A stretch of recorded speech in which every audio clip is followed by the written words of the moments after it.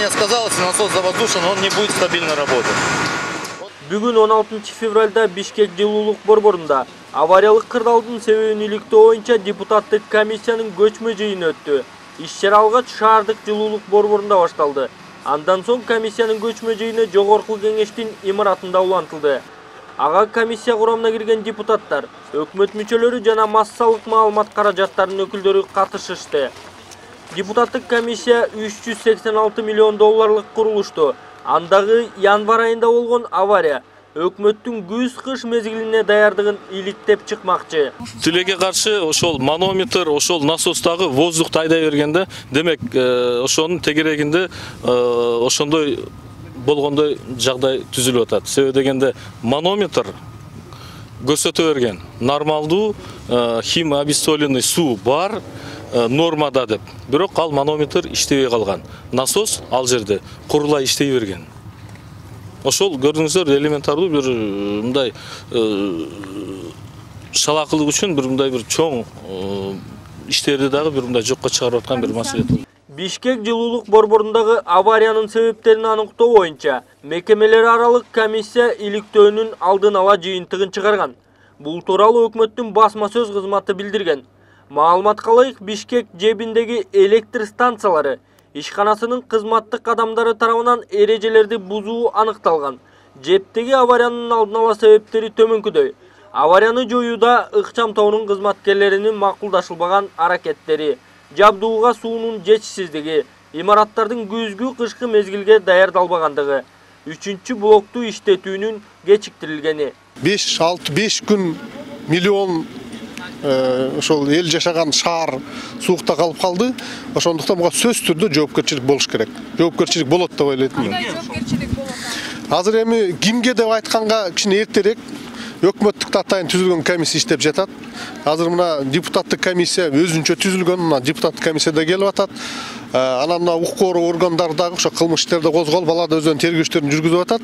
Шулардын жыйынтыгы менен анан сөз түрдө бир жоопко тартылат тийиштүү жоопкерчилик кишилер. Бишкектеги жылуулук борборундагы авариялык кырдаалды иликтөө депутаттык комиссия түштөн кийин өкмөт укук коргоо өкүлдөрүнүн катышуусу менен көчмө жыйынды жогорку кеңеште талкуулашты. Анда депутаттык топ менен өкмөт өкүлдөрүнүн Бишкек жылуулук борборунда жаралган кырдаал тууралуу суроо жооп менен уланды. Ушул авария бүт Бишкек, Кыргызстан эли, башка элдерге дагы бир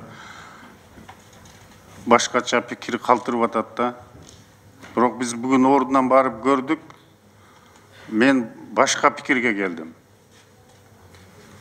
Баягы билесиздер, элдин арасында ар кандай сөздөр бар. Ошонун ичинен мага мындай жообу так болгондой болуп атат да, бул мындай чисти бир 3 адамдын эле шалакылыгынан болгон нерсе да. Примерно, может 2 киши же 3. Шунга ким жооп берет? ГКМден келген сотрудник жооп бересизби же ким жооп берет? Бул жерде алдын ала биз жыйынтыктарды өткөндө айтып чыктык. 1-2 күндө Кудай буйрса аягына чыгабыз. Негизинен бул жерде сиз туура айтып атасыз, көп учурда шалакылык ишке болгон мамиледин аркасынан чыккан. Азырынча айтып атканыбыз бул боюнча биз кимдер күнөөлүү эмес, бул боюнча териштирүү иштери жүрүп атат. Жакын арада биз толугу менен аты жөнү менен айтып чыгабыз. Жыйында Өнүгүү Прогресс фракциясынан депутат Исхак Масалиев Бишкек жебине жумшалган 386 миллион доллар боюнча бардык документтерди УКМК кызматкерлери алып кеткенин айтты. Эл өкүлү мындан улам депутаттык комиссия жетиштүү түрдө териштирүү иштерин жүргүзө албай калганын белгиледи. Бизге комиссияга так туура маалымат берилген. Экинчиден, эмне үчүн ГКНБ жана кагаздарды алып кеткен мен үчүн түшүнүксүз. Биз эгерде бүгүн аудиторду калыс аудиторду дайындасак деле, ал текшере албайт, себеби кагаздардын баарын ГКНБ жыйнап алыптыр. Бул жакшы эмес да. Тем более Кытай тилинде булар чоң адис болуп калган окшойт да. Кантип биз текшеребиз, кантип биз илдейбиз? Экинчи, бизде 2 маселе менен түзүлгөн комиссиябыз. Биринчи бул аварияга, Экинчиси 386 миллион доллар кредиттин иштетилген мыйзамдуулугун карап атабыз. Сиздер документтерди жыйнап алсаңыздар, биз кайсы аудиттерди дайындап силерге жибере алабыз. Тергөөнүн жашыруун эрежеси бар деп бербей коесуңар.